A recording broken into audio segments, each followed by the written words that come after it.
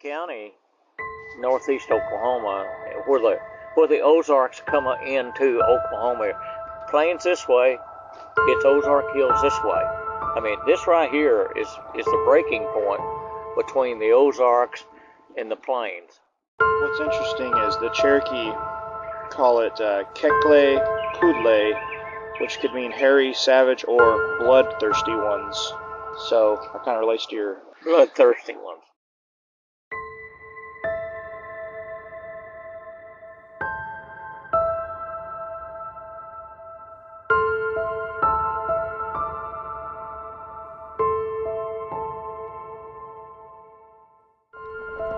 Another deer.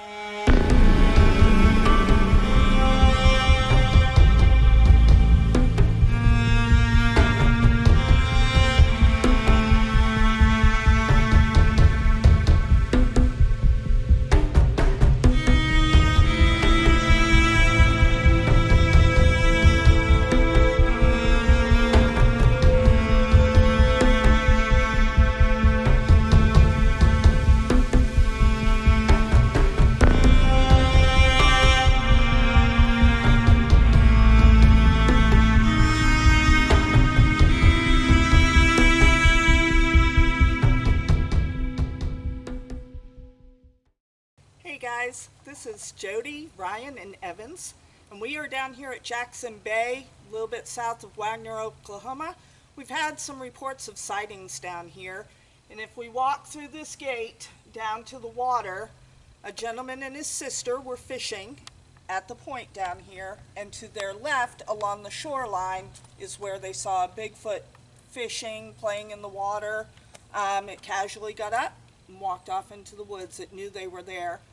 This gentleman has given us reports about when he hunts down in this area. Every time he goes into his hunting spot, he gets huffed at or whistled at. It's like they're letting him know that they know he's there, but it's okay.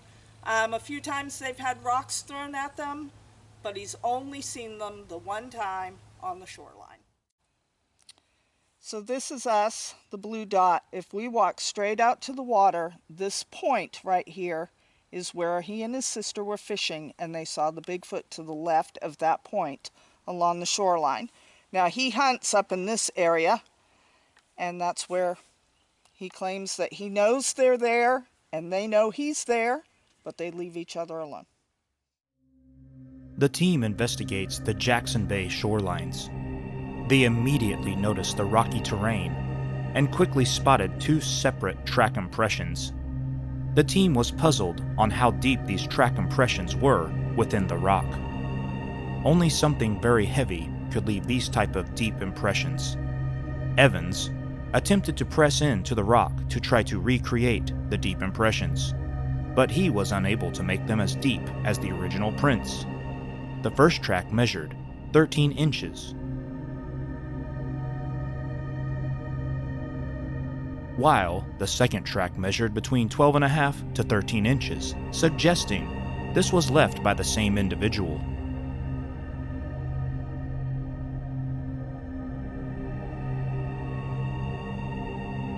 Once again, Evans attempted to recreate the impressions with his 180-pound frame, but was unsuccessful.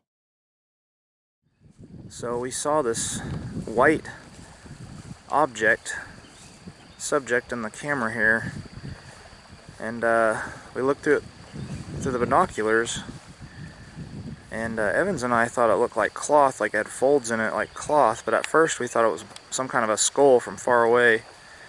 So now Jody's going to walk in there and get closer and find out exactly what that is. So we found this pair of shoes out here. I would say they're 40 feet apart. And anyway, they're like size 10 to 11 inches. Size 10 to 11. Evans measured both of them. This one right here is 10 inches and the other one's 11. So that's kind of interesting. Jody found a really deep hole right here. Possible fox den. And then we solved the mystery of the object. It is some kind of clothing just hanging in the tree. So that was interesting looking at it from far away. It just was a white blob. We thought it might have been a skull or something from far away. And then we also kind of thought it was a stump coming up from the ground. And I thought it kind of looked like it was hanging from the tree. Yeah, it's definitely clothing in the tree. So mystery solved. Back to Bigfooting.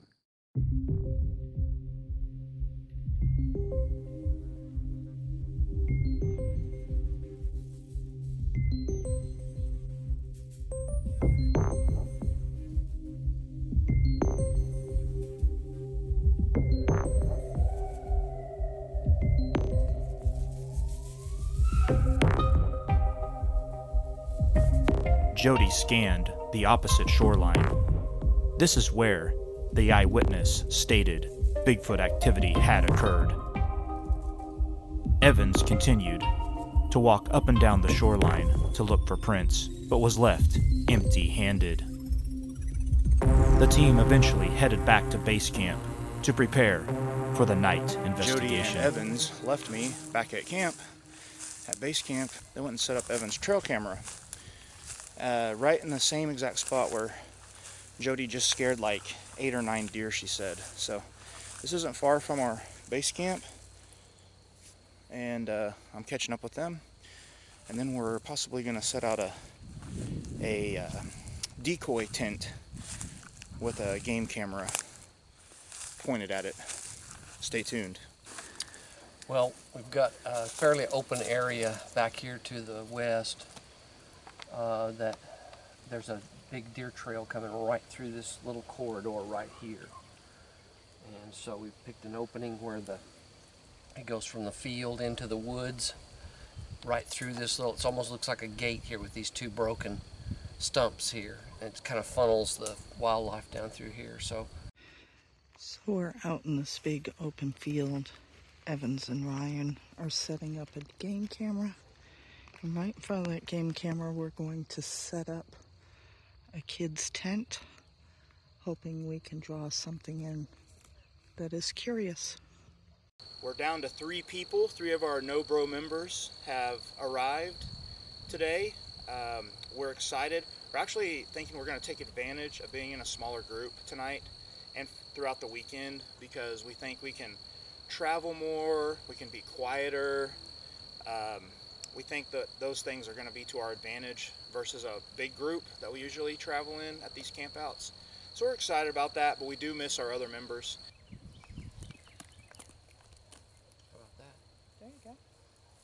So Evans is leaving some sardines, a can of sardines, just feet away from his game camera right there on that tree.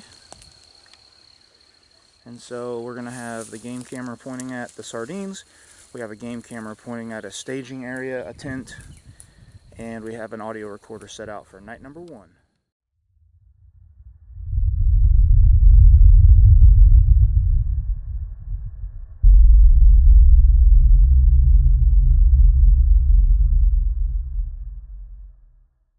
So it's 1 o'clock in the morning. Evans and I and Jody just woke up, still in the tent, doing something we've never done before at one of these campouts. We decided to go ahead and sleep and take a nap. I'm really excited. Hopefully we get more activity, because here lately at some of the past campouts we've been getting kind of tired around midnight, 1 o'clock in the morning, and then we go to bed. So now we can be up even later. When we went to bed, there was so much activity with the humans going on around the camp, but now we woke up. It is dead silent. It's perfect. Another thing to note is me and Evans heard some kind of short sound right outside our tent at one point while we were sleeping. And me and Evans, neither one of us could think of what kind of animal it was. So that's exciting. Alright, it's 1:36 a.m. and we've just come to a spot in the WMA, and we're just scanning a big, huge area, an open area. We're going to go to a new location. We see an armadillo just in the ditch off the road. So we got our first heat signature of the night. So I'm seeing two objects. Are they deer? They look, if it is anything, it looks like they'd be on four legs. But I really think I see something there and there.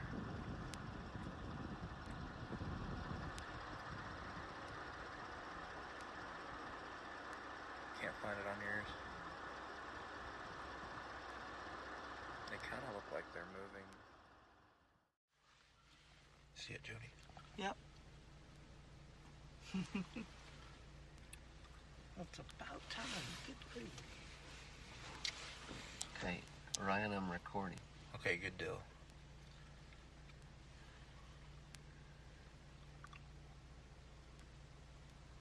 So is it just one or two? Two. Yeah, okay. Well, they're just staring at us, aren't they? Yeah.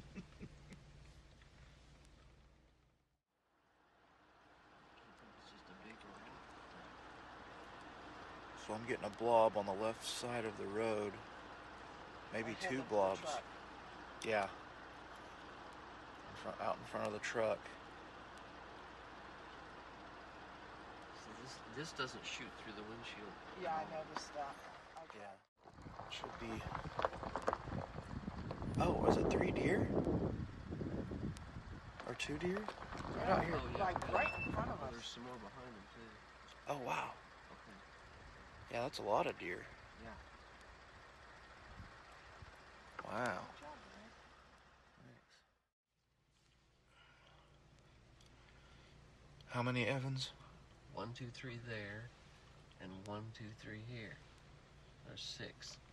Evans has 6 deer on his FLIR. So we're starting to get more deer activity. And Evans brought up the point that there's this many deer and they're not really spooked and not scared, that probably no Bigfoot in the area. I don't see it on mine.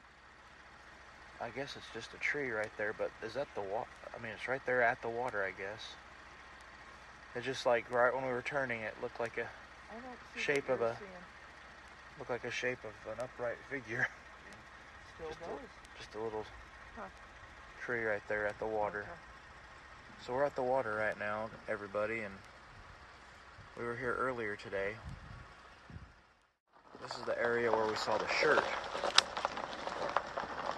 We're scanning around. Saw a couple of deer. It's 2:18. And yeah, animal activity's starting to happen.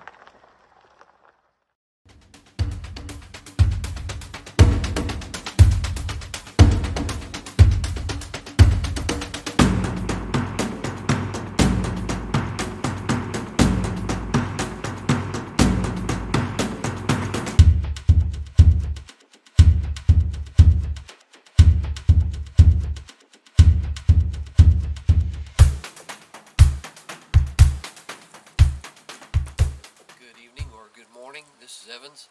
It was Friday night. Now it's early Saturday morning, about 4 a.m. We just got back from Fort Gibson Wildlife Management Area. We tried a little different technique this evening. We set our alarms, got up at 1, and then headed over to the WMA. We drove about 10 miles of gravel road there in the WMA. We'd stop and listen, and we'd use our thermal imaging equipment as we drove along the roads there in the WMA and looking for heat signatures. We videoed several deer, but no other large heat signatures this evening. But we felt like the evening was a success. Trying this different technique, seeing more animal activity moving early in the morning rather than earlier in the evening.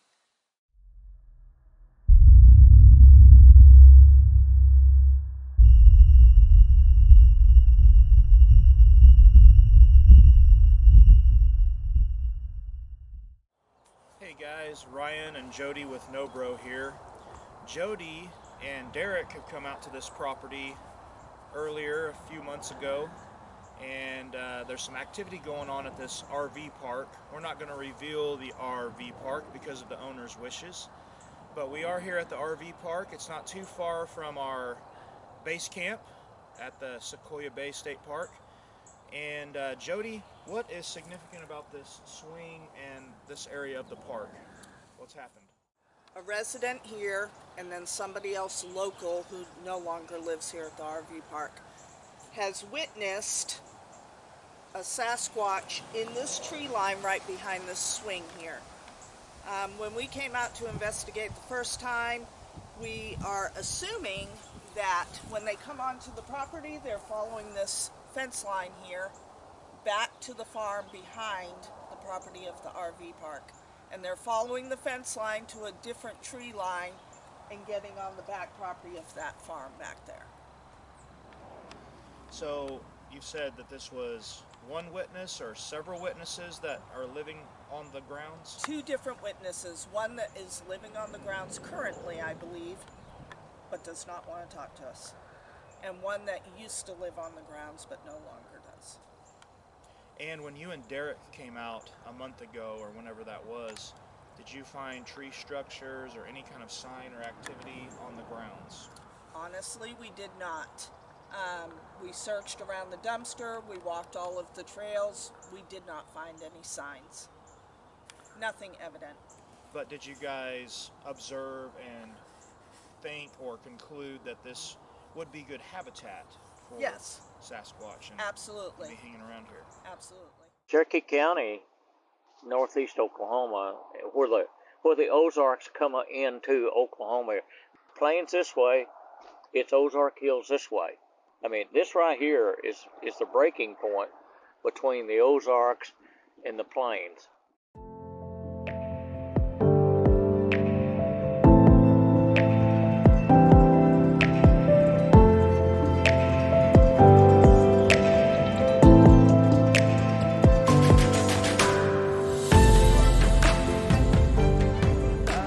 Around the time that I saw something, we had maybe 5 or 6 new RVers here, and I was taking things out of the back of my minivan, and it was about a little past 6 p.m. maybe, and all my children had gone inside, and I was taking stuff down and putting it on the ground, and I turned to look back here in the forest area, and I thought I saw something, but then I went back to grab more things out, put them on the ground, and I turned and looked back again, and I'm staring, and I see this thing taller than me. I'm not even going to say it's a thing. And I saw, like, what to me looked like an arm movement come. Okay, you have to remember that this was full of trees and the wind was blowing hard that day. And to me, what it looked like is an arm movement, like it was going somewhere. And then I saw like a silhouette, but it looked like what I thought I saw was like something covered in brownish leaves, something like camel leaves. And I got scared because it was getting dark. And I grabbed my things, I moved to the side of the van, and I looked back and I didn't see anything else. But just the movement of what I thought looked like an arm covered in something, it freaked me out. And that's what I saw. 1, 2, 3 trees here. Go straight behind. Further. Yep. To the left. Yeah, right there. And I was all the way over by the gray water box. And so, about how big do you think I look compared to what you saw? You look smaller than what I saw. Okay, so I'm about 6 foot. So whatever this was over 6 foot probably. I think it was like, I wonder if it was like hanging out right here. And you said you saw some kind of arm movement? As if it was going to move. Like this? Yeah. Kind of like this? Yeah. Or do you think it was more like this arm like this? Yeah, it might have been the left one. This? Like Yeah. taking off. Okay. So it might have been hanging around this tree and then it was watching you for you were taking your groceries in or something. And then all of a sudden it decides to just bolt. So this is the approximate location where the witness was standing, getting ready to go into her trailer, unloading some groceries, when she saw the figure back in the wood line. Ryan is standing in the spot where she saw the creature. So we're going to... That's Ryan there in the approximate position where she saw some type of creature moving through the wood line there. So he smoked cigarettes, so he came out of the unit. He never smoked inside. He came out of the unit. Was getting sundown, maybe a little darker than right at sundown. And he was standing at the end of his unit, smoking a cigarette. And he said he saw something right where you saw something, right in this area right here. And he said it was behind a tree, and he kept watching, and he said, pretty soon, we had this cleared. He said it walked right out into the open, and he said it was unbelievable.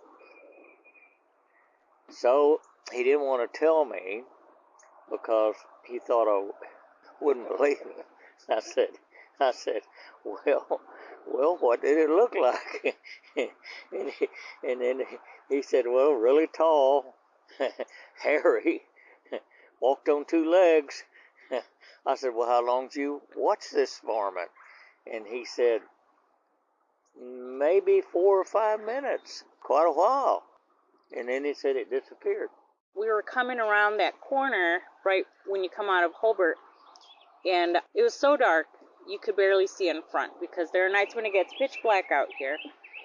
And I'm driving, my husband's in the passenger, and I saw this white, dirty white with gray patches. You could tell it was part of the hair.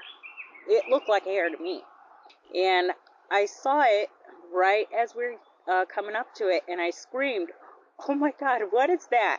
And my husband got freaked out, and he's like, what do you mean? I said, look over there. And I stopped looking at it because what I had seen was, I couldn't see a head. It looked like maybe the tush was up.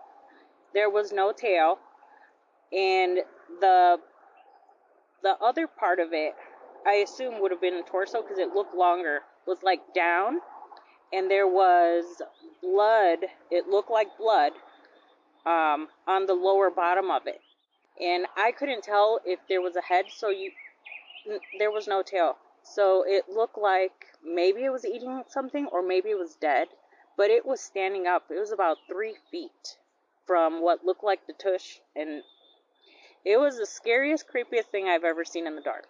What's interesting is the Cherokee call it Seqoyuah Bay, which could mean hairy, savage, or bloodthirsty ones. So that kind of relates to your bloodthirsty one. And he said, there's a tap on my door after midnight. I said, there's no tap on it. He said, someone is tapping lightly on my door about 1:30 or 2 in the morning. And he said, we're scared. He said, I don't see anybody. He said, I think maybe somebody's coming off the road and in here and just tapping it. I said, they wouldn't pick your RV every time to tap on. So I said to him, the next time that happens, you call me. I don't care if it's 2 in the morning. You call me and I'll bring some spotlights. He said, it'll probably be tonight. I said, okay. About 1:30, he called me. He said, they're tapping again. I said, okay, I'll be right there. So we took our lights and now at that time, there's a lot of brush in here. You couldn't see very deep into the woodlands. So we checked the perimeter of the RV park with our lights. We didn't see anything. So I got in my vehicle and drove up and down the road to see somebody was walking the road. Didn't see anything. So we spent a pretty good time looking. It never happened again.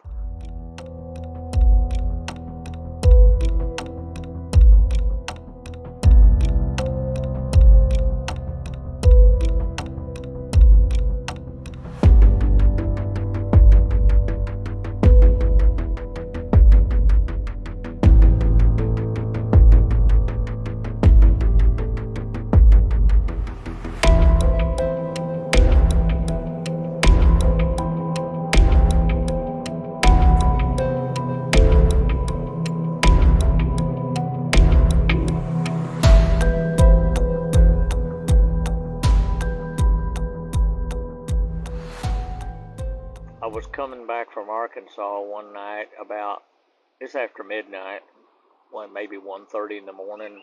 Been doing business over in northwest Arkansas and coming back in and out east of Tahlequah.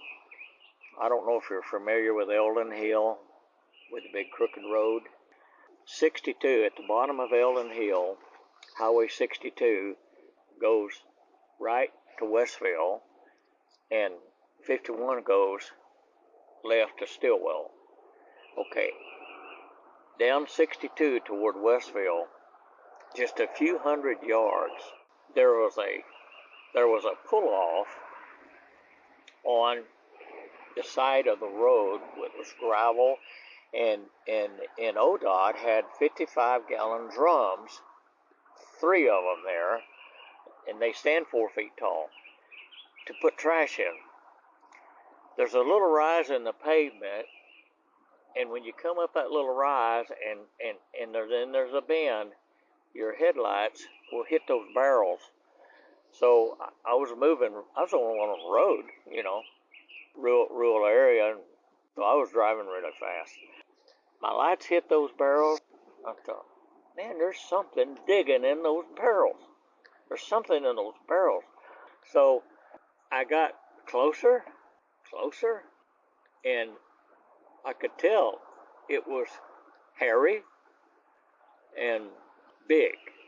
It's still in the barrel. So when I got really close to it, I flashed my lights, and that thing came out of the barrel. Huge. The barrel hit him about halfway up. It's a 4-foot barrel. He didn't run. He turned. He was here, and I was coming this way. He turned and looked directly into my headlights as to make eye contact with me. And I was so close to him,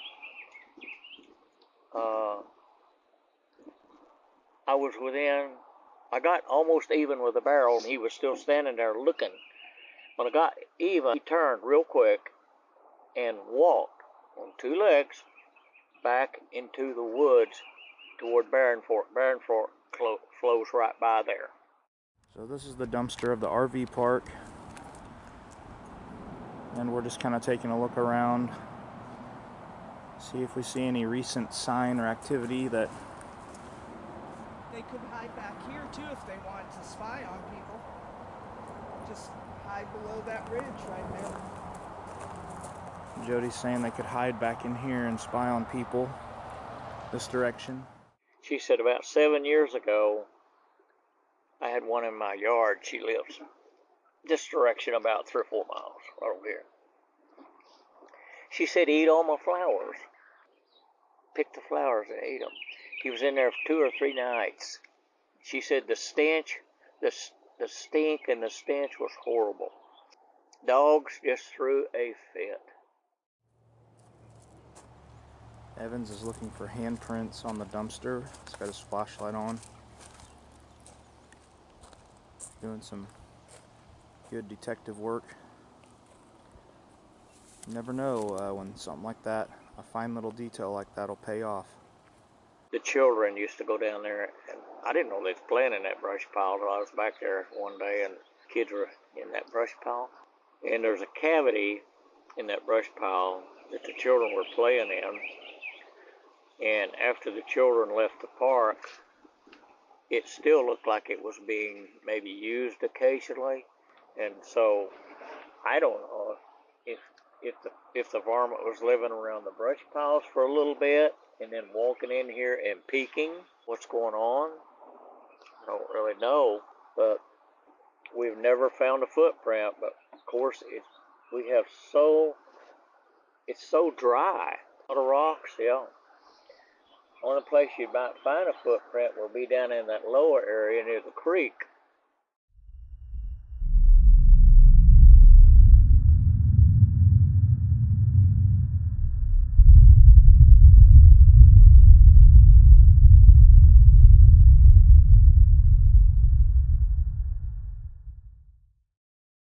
This is the second day of our expedition here, weekend here at Sequoyah Bay State Park in the Wagner-Cherokee County area along Fort Gibson Lake.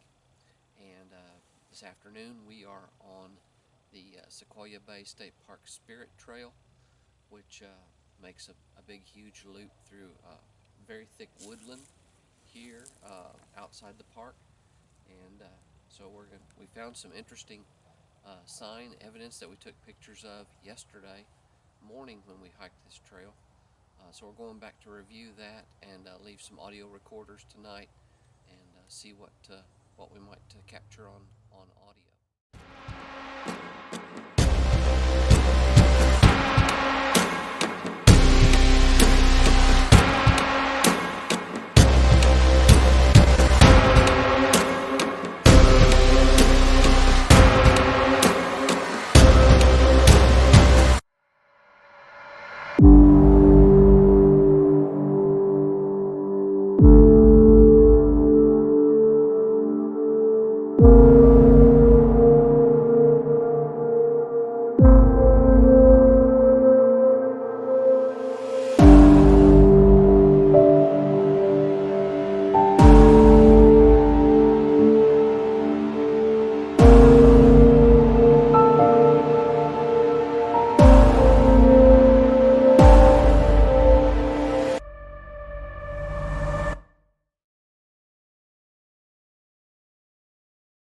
Well, yesterday when Jody and I were hiking over here, we just found this stick laying across the trail, this large broken branch. There's no tree around here. It's just in the middle of this field. I don't know if someone I guess could have dragged it here, but I don't know why they would. So we just found like a little place where an animal or something could get in and hide There's or enough room to get in on this side. take a nap. And over here, they could come in right here and get in and sleep down in there.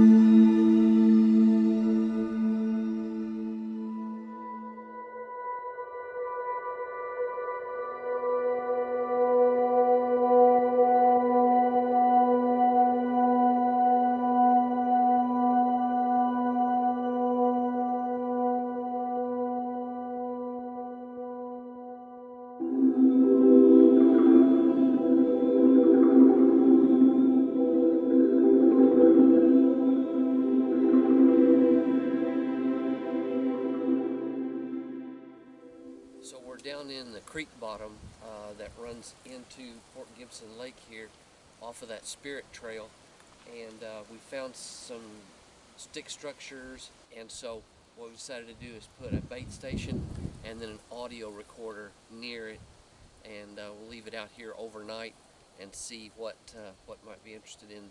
We've got some really smelly, fishy smelling cat food hanging from a tree, and a recorder nearby. So if anything comes up to get the cat food, we've hung it very high so they'd have to climb or reach high to get it. So we'll see if we'll be able to hear anything on the recorder that comes by, because the floor here of the forest is just littered with broken tree branches, so it makes a lot of noise when you walk. Recently, some of our members have started to do 3D scans of footprints. Might even feature a couple of them on the video. And we found Evan spotted a footprint right here. Possible toes. It's really old, but thought it would give us an excuse to try the 3D scan. So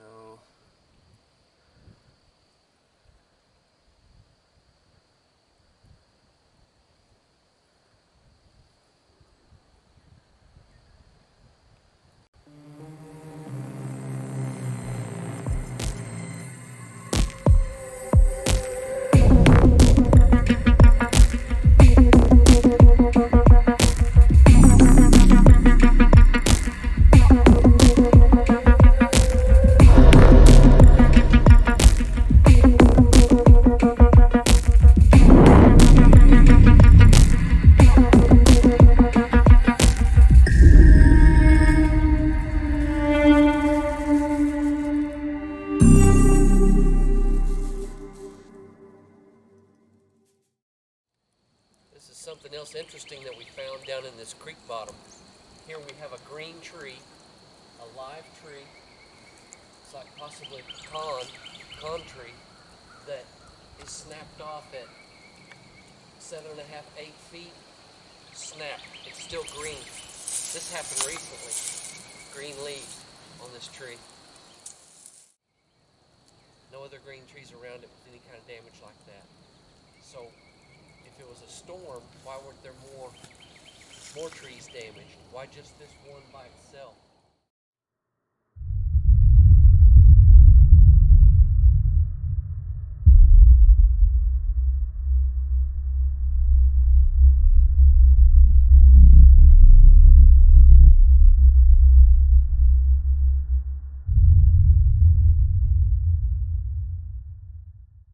So it is Sunday morning, April 21st. It's about 7 a.m. and Ryan and I were staying in the headquarters tent this weekend, and last night we'd stayed up with the campfire till about 11, and then turned in and about I looked at Ryan's watch. It was 1:16. Something was standing here at the corner of the tent and was breathing hard. But when I heard it running up, but it sounded like it was quadrupedal. It wasn't heavy steps. It was light steps, like it was running. But it stood here at the corner of the tent and it was breathing hard. But it wasn't panting. It wasn't panting like a dog. At first I thought, well, it must be a coyote. But it was standing here at the corner of the tent and it was breathing hard. It was like it had been running. It stood here for a few seconds, and then I heard it walk or run over to the pavilion, which is behind me. Jody had brought some feed sacks with firewood in them that we had set underneath the pavilion to keep the moisture off, and it sounded like it was rustling with those bags of firewood, and then it just ran off after that. But that was the most interesting thing that happened during the night, but I'm still trying to match the breathing with what kind of animal it would have been, because it wasn't panting like a dog. Later on in the night, I don't sleep very well on campouts, just here, a few minutes here and there, and I'm always listening to the sounds. But in the woods to our west here of the tent, there was several deer, and they started blowing their alarm call, that real high-pitched whooshing sound that they make when they're startled. And they did that for a few minutes, one by one by one, and then they gradually moved off. So I don't know what had spooked them, but they were close to us, and something had startled them. So just always interesting night sounds that you hear.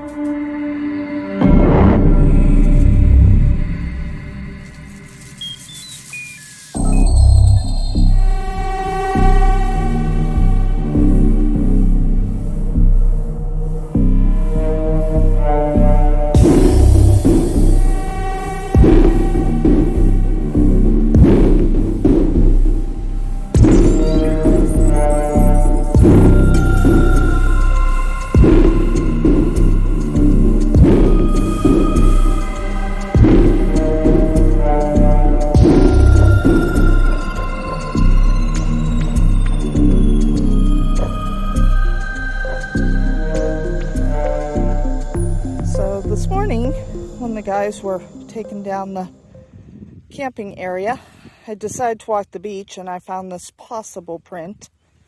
How many inches is that? 13. 13 inches. Got toe definition up here. And it looks like maybe another smaller print next to it here and next to it here. And we're going to walk down the beach a little bit. I found some little footprints. Could be possible children, but you never know. And it is about inch and a half deep.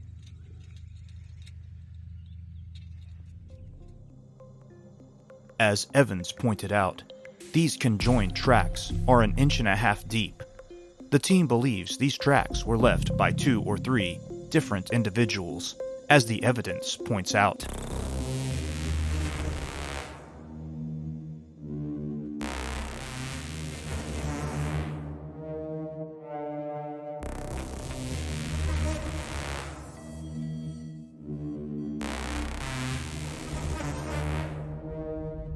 The track on the left side is 13 inches long, whereas the middle and right side track are approximately 12 and 10 inches long.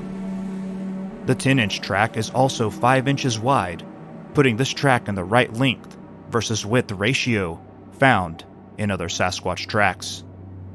Could this have been a family of Sasquatch leaving behind different sized footprints? The team is left wondering.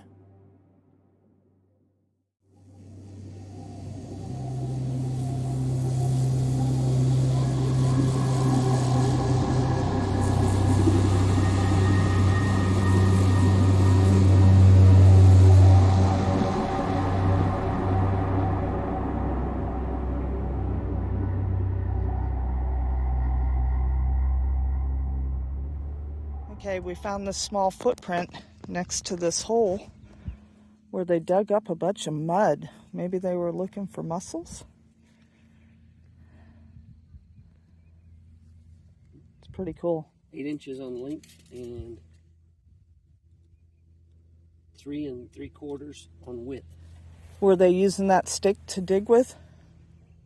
Oh, and there's another footprint right there. Yeah, there's one here.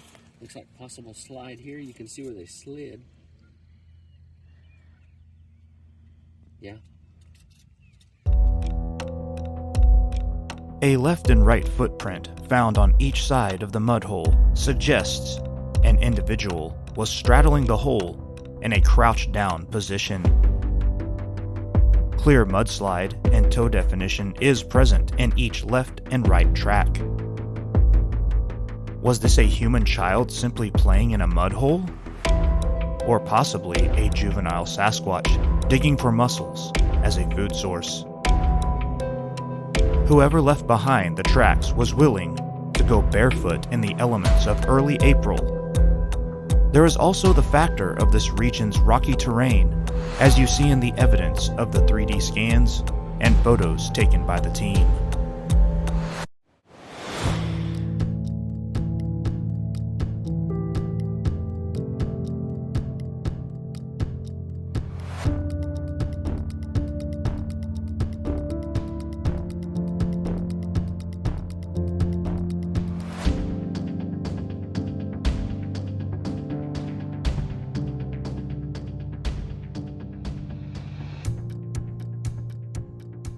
This morning on the beach, I found this trackway. That's the left foot, right foot, left foot, right foot, right foot, left foot. Perfectly straight trackway.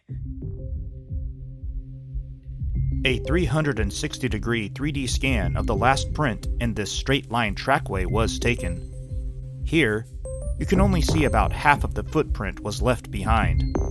Is this evidence of the mid-tarsal break, a bend in the foot, being used and also found in other Sasquatch tracks?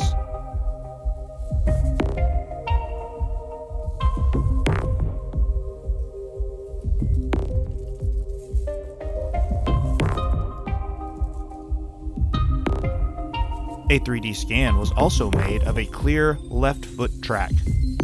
Once again, notice the rocky terrain this individual walked through barefoot. This track measured around 8 inches in length, and also about 4 inches in width, which falls into the realm of the Sasquatch footprint formula of the track's width being half of its total length. Also, something triggered Evan's game camera at 3:19 in the morning near the sardine trap. Nothing appears in the frame. This is the same camera that caught the deer earlier in the evening around 8:24 p.m. So what triggered the camera, but was able to avoid detection? The team continued to check for tracks in muddy areas throughout Sequoyah Bay State Park before the end of the Bigfoot expedition. No other tracks were found, but the team plans to return to this area in the future based off of the reliable eyewitness reports, tree structures, and tracks found. Another successful weekend for the team of the Native Oklahoma Bigfoot Research Organization.